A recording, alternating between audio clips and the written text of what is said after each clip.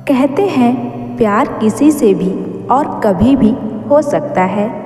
दुनिया में हमने कई प्रेम कहानियाँ सुनी हैं। ऐसी ही एक प्रेम कहानी राजस्थान की मोमल महेंद्र की है, जो विश्व में जानी जाती है।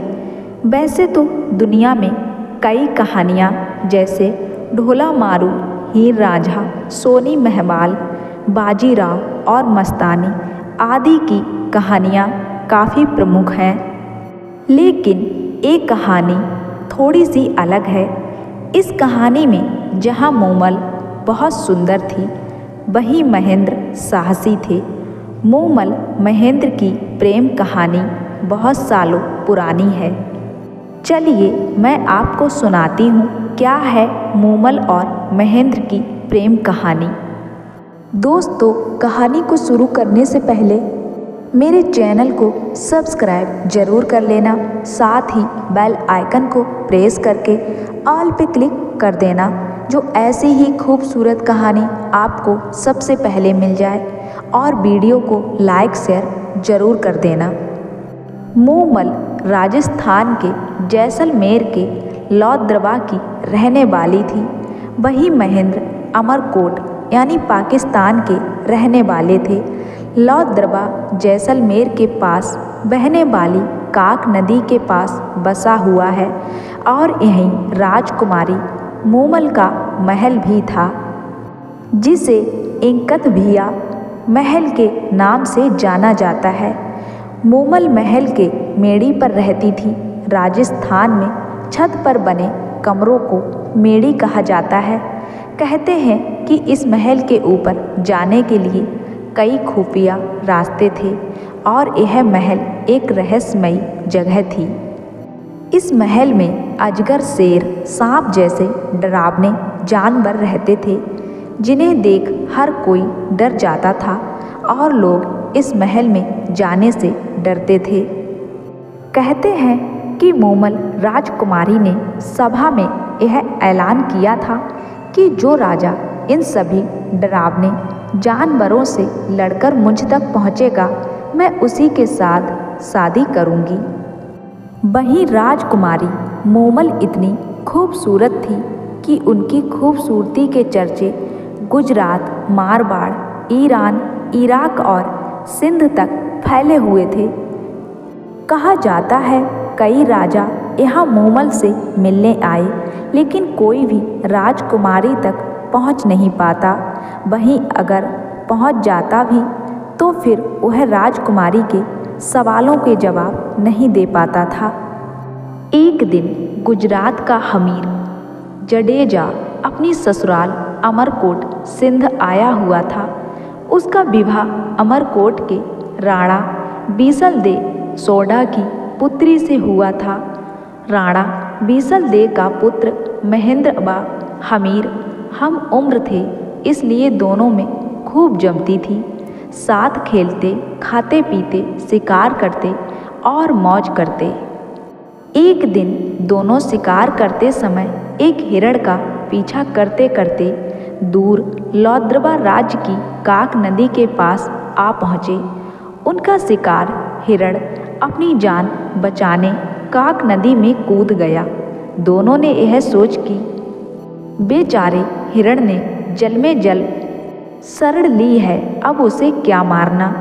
शिकार छोड़ जैसे दोनों ने इधर उधर नज़र दौड़ाई तो नदी के उस पार उन्हें एक सुंदर बगीचा और उसमें बनी एक 2 मंजिली झरोखेदार मेड़ी दिखाई दी। इस सुनसान स्थान में इतना सुहावना स्थान देख दोनों की तबीयत खुश हो गई।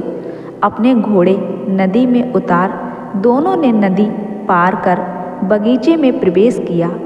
इस वीरानी जगह पर इतना सुंदर बाग देखकर दोनों आश्चर्यचकित थे कि अपने पड़ोस में ऐसा नखलिस्तान, क्योंकि अभी तक तो दोनों ने ऐसे नखलिस्तानों के बारे में सौदागरों से ही चर्चाएं सुनी थीं। उनकी आवाज़ें सुनकर मेड़ी में बैठी मोमल ने झरोखे से नीचे झांक कर देखा तो उसे गर्दन पर लटके लंबे काले बाल भौं तक तनी हुई मूछें, चौड़ी छाती और मांसल भुजाओं वाले दो खूबसूरत नौजवान अपना पसीना सुखाते दिखाई दिए।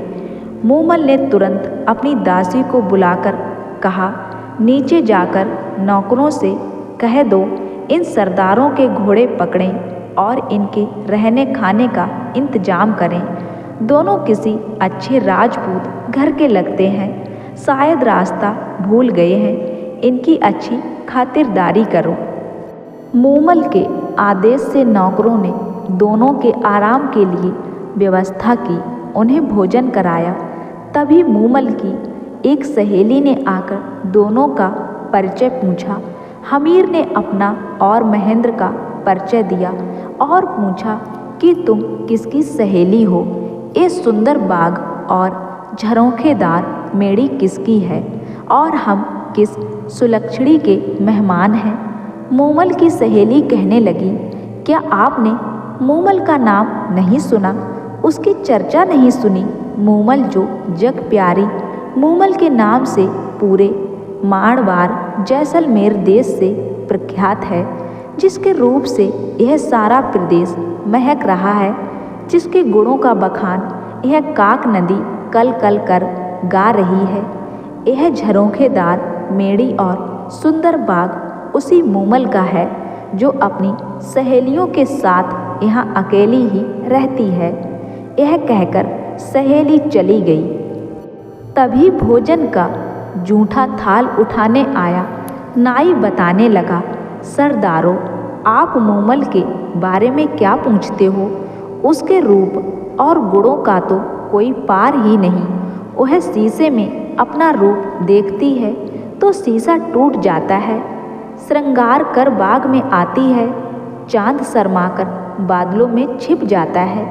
उसकी मेड़ी की दीवारों पर कपूर और कस्तूरी का लेप किया हुआ है। रोज ओखलियों में कस्तूरी कूटी जाती है। मन मन दूध से वह रोज स्नान करती है, शरीर पर चंदन का लेप कराती है। मूमल तो इस दुनिया से अलग है, भगवान ने वैसी दूसरी नहीं बनाई। यह कहते कहते नाई बताने लगा, अखन कुमारी मूमल पुरुषों से दूर अपने ही राग रंग में डूबी रहती है। एक से एक खूबसूरत, बहादुर, गुणी, धनवान, जवान राजा राजकुमार मूमल से शादी करने आए, पर मूमल ने तो उनकी ओर देखा तक नहीं, उसे कोई भी पसंद नहीं आया। मूमल ने प्रण ले रखा है कि वह विवाह उसी से करेगी जो उसका दिल जीत लेगा, नहीं तो पूरी उम्र कुंवारी ही रहेगी। कुछ ही देर में राजकुमारी मूमल की सहेली ने आकर कहा कि आप दोनों में से एक को मूमल ने बुलाया है।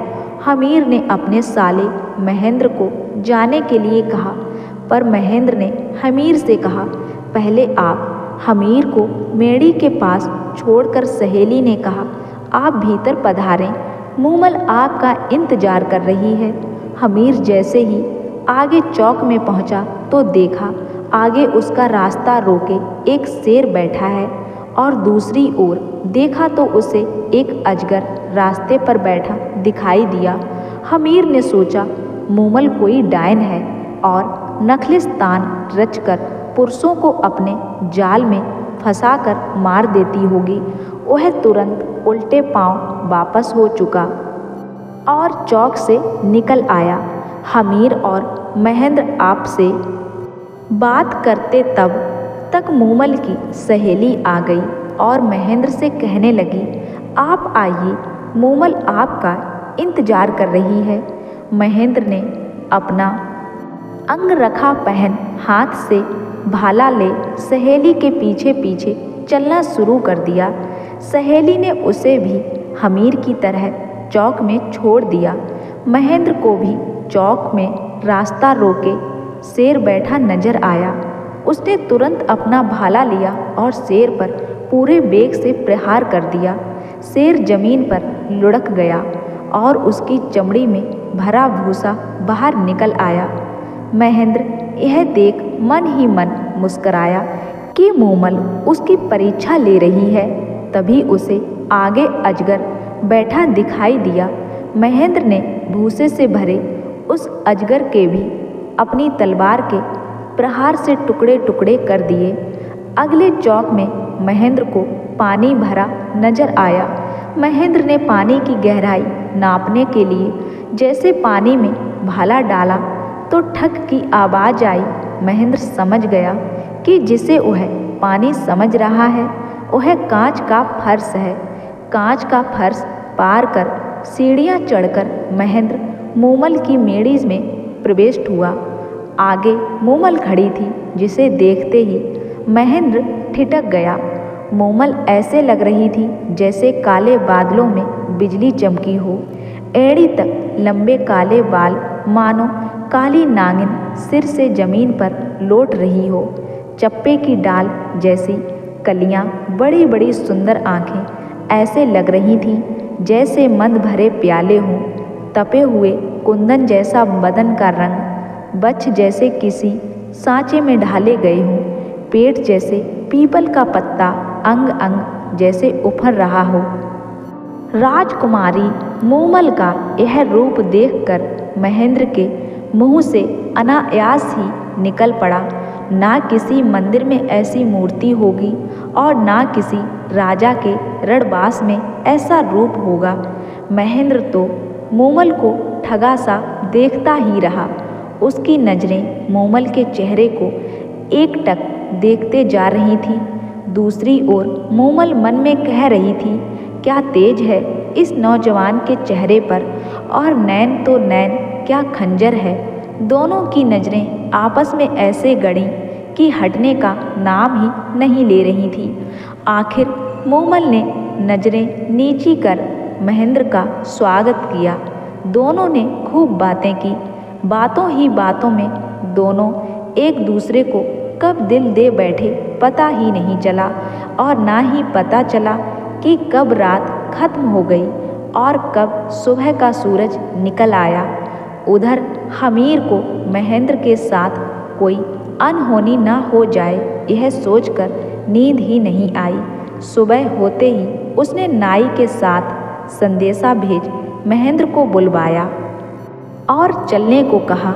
महेंद्र का मूमल को छोड़कर वापस चलने का मन तो नहीं था, पर मूमल से यह कहकर मैं फिर आऊँगा, मूमल बार बार आकर तुमसे मिलूँगा। दोनों वहाँ से चल दिए। हमीर गुजरात अपने वतन रवाना हुआ और महेंद्र अपने राज्य अमरकोट।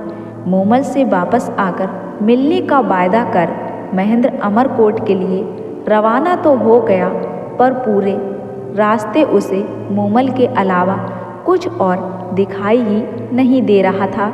वह तो सिर्फ यही गुनगुनाता चला जा रहा था, महारी मांडची ए मूमल, हाले नी अमराणे देश, मेरी मांड देश की मूमल, आओ मेरे साथ अमरकोट चलो। महेंद्र अमरकोट पहुँच वहाँ उसका दिन तो किसी तरह कट जाता, पर शाम होते ही उसे मूमल ही मूमल नजर आने लगती। वह जितना अपने मन को समझाने की कोशिश करता उतनी ही मूमल की यादें और बढ़ जाती। वह तो यही सोचता कि कैसे लौद्रवा पहुंचकर मूमल से मिला जाए। आखिर उसे सूझा कि अपने ऊँटों के टोले में ऐसा ऊँट खोजा जाए जो रातों रात लौद्रवा जाकर सुबह होते ही वापस अमरकोट आ सके। उसने अपने रायका रामू यानी ऊँट चराने वाले को बुलाकर पूछा, तो रामू रायका ने बताया कि उसके टोले में एक चीतल नाम का ऊँट है जो बहुत तेज दौड़ता है और वह उसे आसानी से रात को लौद्रवा ले जाकर वापस सुबह होने से पहले ला सकता है। फिर क्या था, रामू रायका रोज शाम को चीतल ऊँट को सजाकर महेंद्र के पास ले आता और महेंद्र चीतल पर सवार हो एड़ लगा लौद्रवा मूमल के पास जा पहुंचता। तीसरे प्रहार महेंद्र फिर चीतल पर चढ़ता और सुबह होने से पहले अमरकोट आ पहुंचता। महेंद्र विवाहित था, उसके 7 पत्नियां थीं। मूमल के पास से वापस आने पर वह सबसे छोटी पत्नी के पास आकर सो जाता। इस तरह कोई 7-8 महीनों तक उसकी यही दिनचर्या चलती रही। इन महीनों में वह बाकी पत्नियों से तो मिला तक नहीं, इसलिए वे सभी सबसे छोटी बहू से ईर्ष्या करने लगे और एक दिन जाकर इस बात पर उन्होंने अपनी सास से जाकर शिकायत की। सास ने छोटी बहू को समझाया कि बाकी पत्नियों को भी महेंद्र ब्याह कर लाया है, उनका भी उस पर हक बनता है, इसलिए महेंद्र को उनके पास जाने से मत रोका करो। तब महेंद्र की छोटी पत्नी ने अपनी सास को बताया कि महेंद्र तो उसके पास रोज सुबह होने से पहले आता है और आते ही सो जाता है। उसे भी उससे बात किए कोई 7-8 महीने हो गए। वह कब कहाँ जाते हैं, कैसे जाते हैं, क्यों जाते हैं, मुझे कुछ भी मालूम नहीं। छोटी बहू की बातें सुनकर महेंद्र की माँ को शक हुआ और उसने यह बात अपने पति राणा बीसलदेव को बताई।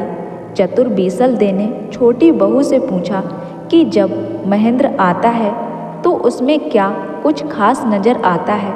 छोटी बहू ने बताया कि जब रात के आखिरी पहर महेंद्र आता है तो उसके बाल गीले होते हैं, जिनमें से पानी टपक रहा होता है। चतुर बीसलदेव ने बहू को हिदायत दी कि आज उसके बालों के नीचे कटोरा रख उसके भीगे बालों से टपके पानी को इकट्ठा कर मेरे पास लाना। बहू ने यही किया और कटोरे में इकट्ठा पानी बीसलदेव के सामने हाजिर किया। बीसलदेव ने पानी चख कर कहा, यह तो काक नदी का पानी है। इसका मतलब महेंद्र जरूर मूमल की मेड़ी में उसके पास जाता होगा। महेंद्र की 7 पत्नियों को तो मूमल का नाम सुनकर जैसे आग लग गई। उन्होंने आपस में सलाह कर ये पता लगाया कि महेंद्र वहाँ जाता कैसे है।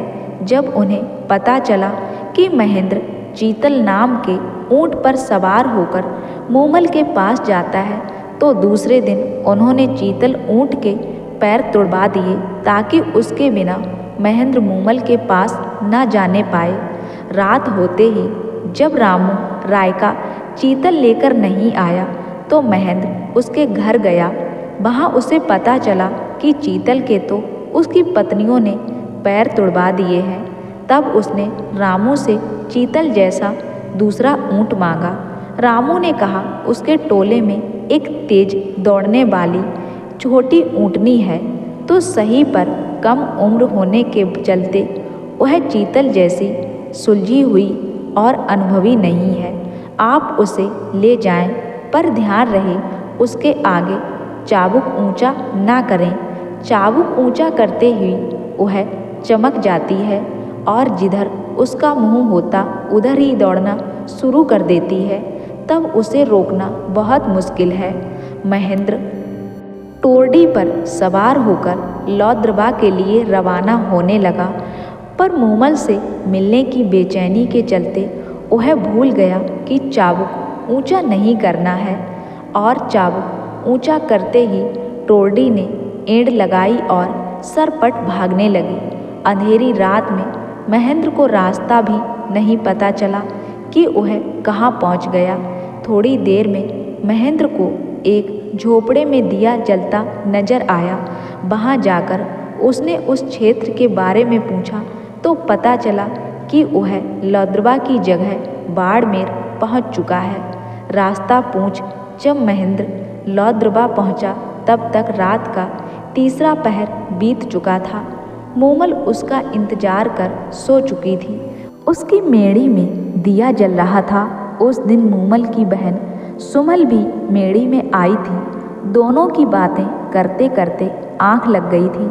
सहेलियों के साथ दोनों बहनों ने देर रात तक खेल खेल में सुमल ने खेल में पुरुषों के कपड़े पहन पुरुष का अभिनय किया था और वह बातें करती करती पुरुष के कपड़ों में ही मूमल के पलंग पर उसके साथ सो गई। महेंद्र मूमल की मेड़ी पहुंचा, सीढ़ियां चढ़ जैसे ही मूमल के कक्ष में घुसा और देखा कि मूमल तो किसी पुरुष के साथ सो रही है। यह दृश्य देखते ही महेंद्र को तो लगा जैसे उसे एक साथ हजारों बिच्छुओं ने काट खाया हो। उसके हाथ में पकड़ा चाबुक वहीं गिर पड़ा और वह जिन पैरों से आया था उन्हीं से चुपचाप बिना किसी को कुछ कहे वापस अमरकोट लौट आया। वह मन ही मन सोचता रहा कि जिस मूमल के लिए मैं प्राण तक न्यौछावर करने के लिए तैयार था, वह मूमल ऐसी निकली जिसके लिए मैं कोसों दूर से आया हूँ। वह पर पुरुष के साथ सोई मिलेगी। धिक्कार है ऐसी औरत पर। सुबह आंख खुलते ही मूमल की नज़र जैसे महेंद्र के हाथ से छूटे चाबुक पर पड़ी। वह समझ गई कि महेंद्र आया था, पर शायद किसी से बात से नाराज होकर चला गया। उसके दिमाग में कई कल्पनाएं आती रहीं। कई दिनों तक मूमल महेंद्र का इंतजार करती रही कि वो आएगा, और जब आएगा तो सारी गलतफहमियां दूर हो जाएंगी। पर महेंद्र नहीं आया। मूमल उसके वियोग में फीकी पड़ गई। उसने श्रृंगार करना छोड़ दिया, खाना पीना भी छोड़ दिया। उसकी कंचन जैसी काया काली पड़ने लगी। उसने महेंद्र को कई चिट्ठियां लिखीं, पर महेंद्र की पत्नियों ने वह चिट्ठियां महेंद्र तक पहुंचने ही नहीं दी। आखिर मूमल ने एक ढोली गायक को बुलाकर महेंद्र के पास भेजा, पर उसे भी महेंद्र से नहीं मिलने दिया गया। पर वह किसी तरह महेंद्र के महल के पास पहुंचने में कामयाब हो गया, और रात पड़ते ही उस ढोली ने राग में गाना शुरू किया।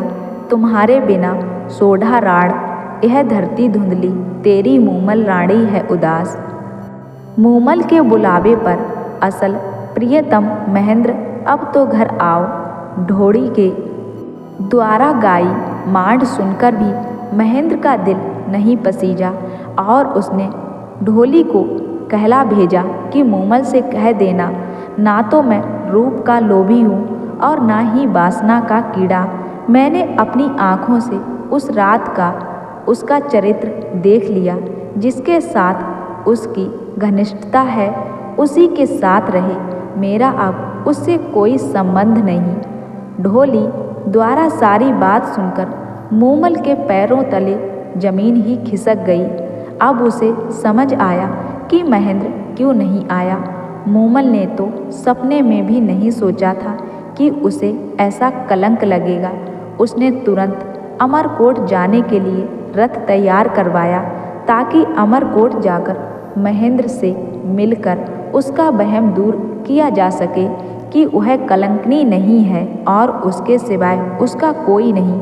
अमरकोट में मूमल के आने और मिलने का आग्रह पाकर महेंद्र ने सोचा, शायद मूमल पवित्र है, लगता है मुझे ही कोई गलतफहमी हो गई है। और उसने मूमल को संदेश भिजवाया कि वह उससे सुबह मिलने आएगा। मूमल को इस संदेश से आशा बंधी। रात को महेंद्र ने सोचा कि देखें मूमल मुझसे कितना प्यार करती है। सो सुबह उसने अपने नौकर के सिखाकर मूमल के डेरे पर भेजा। नौकर रोता पीटता मूमल के डेरे पर पहुंचा और कहने लगा कि महेंद्र जी को रात में काले नाग ने डस लिया, जिससे उनकी मृत्यु हो गई। नौकर के मुंह से इतना सुनते ही मूमल पछाड़ खाकर धरती पर गिर पड़ी, और पड़ते ही महेंद्र के वियोग में उसके प्राण पखेरु उड़ गए। महेंद्र को जब मूमल की मृत्यु का समाचार मिला तो वह सुनकर उसी वक्त पागल हो गया और सारी उम्र हाय महारी प्यारी मूमल, महारी प्यारी मूमल कहता फिरता रहा। और अंत में राजा भी रेत के टीलों में रोते रोते मूमल मूमल करते रहे, और उन्होंने भी प्राण त्याग दिए। इस तरह इस अनोखी प्रेम कहानी का बेहद दुखद अंत हुआ।